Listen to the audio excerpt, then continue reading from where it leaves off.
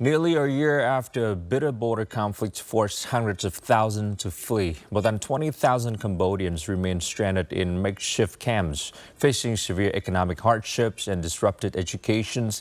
These displaced families now confront an increasingly uncertain future. Thousands of families are now living in makeshift shelters at schools and pagodas that have been turned into evacuation sites. Conditions remain extremely difficult.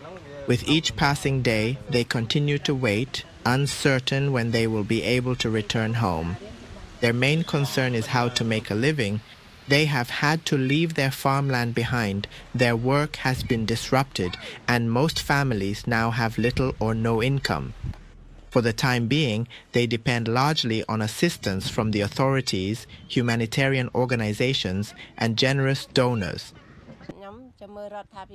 I only hope the government will find us a stable place to live and help us settle down so that we can earn a living and take care of ourselves instead of continuing to rely on state assistance. Life here is very hard. We do not have enough basic necessities and our living conditions are difficult.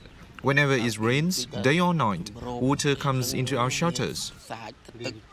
Children are among those most affected by prolonged displacement. They have had to leave their school and live with their families at evacuation sites. If the situation continues, their education, emotional well-being, and future development could all be affected. At the evacuation sites, people need more than food, clean water, and temporary shelter. What they long for most is the day they can return home and begin rebuilding their life.